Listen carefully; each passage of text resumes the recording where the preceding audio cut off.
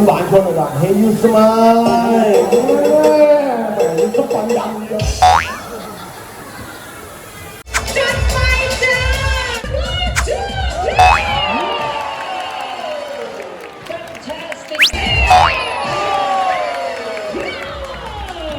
สุดยอดมาก Alright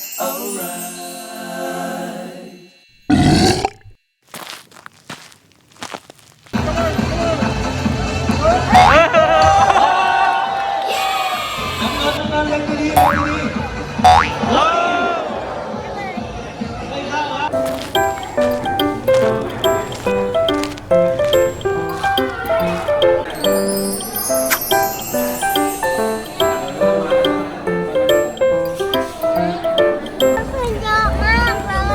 ไหนคะ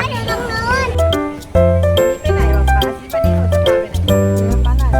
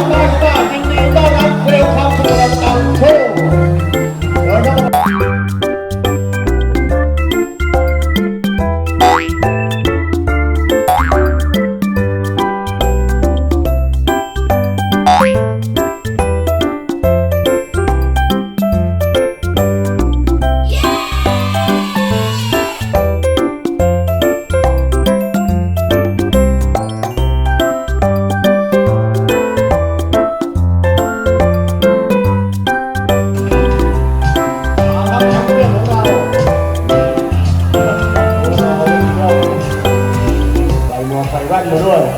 อ่ะขอบอกคำว่าดูหน้าตาครับแว่นด้วย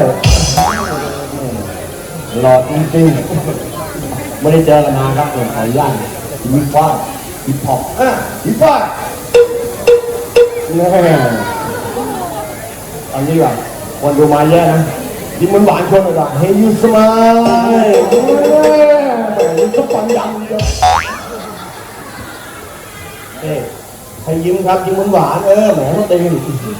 นะครับเป็นถึงแชมเปี้ยนครับต้องมีทีเด็ดมาโชว์เราด้วยหน่อยพร้อมแล้วโชว์สเปเชียลแอคชั่นนะครับทีเด็ดของเรามาท้าพอต่อครับมาพร้อมโชว์ให้ขวามหาอะไรสวยนั่นพี่ครับมาแล้วครับยกที่หนึ่งราว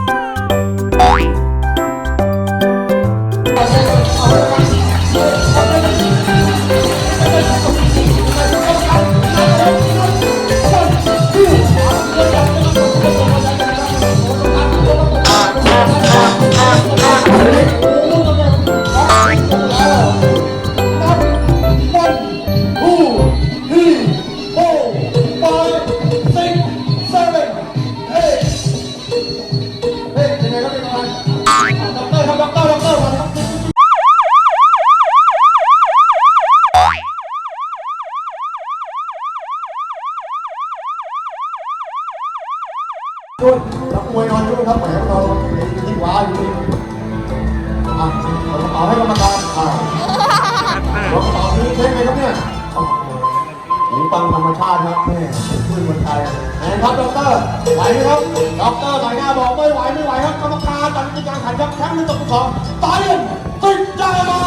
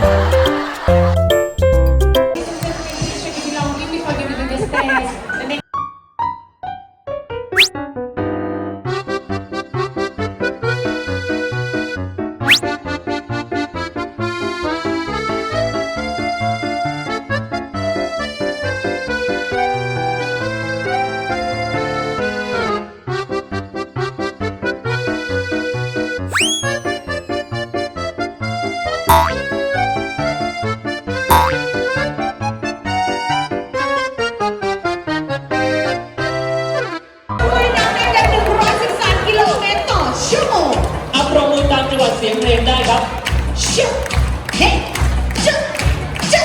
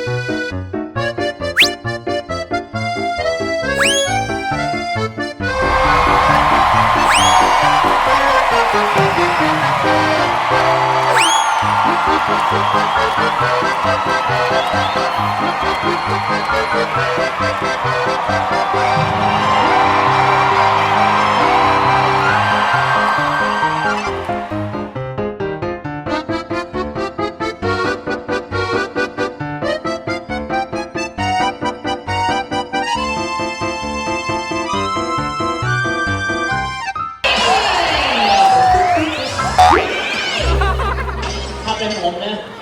ผมจะไม่ใช้ขายันกระจกเลยหรอกต้องทำยังไงเดียว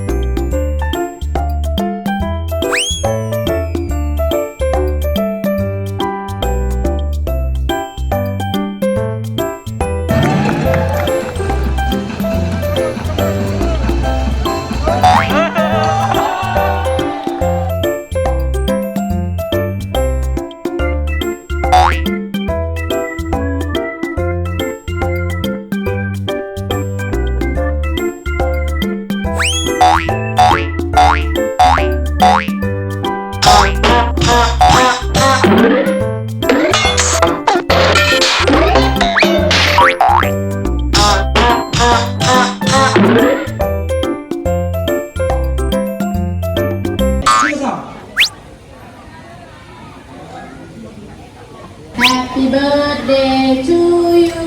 โอ้โหเพราะมากเลยนะคุณน้องผู้ชายอีกหนึ่งครั้งขอกันแค่ตัวหนึ่งครั้งครับซิงเกิลสอง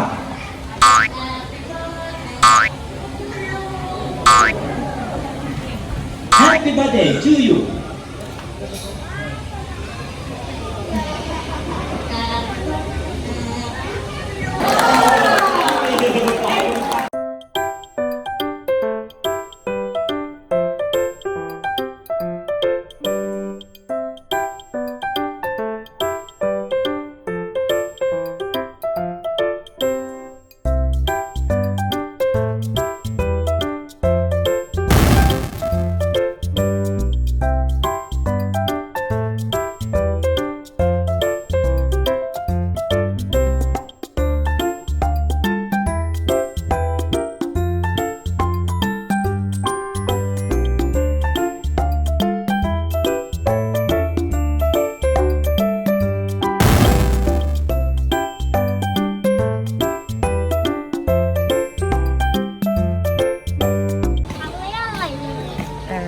เป็นนกแก้วเลย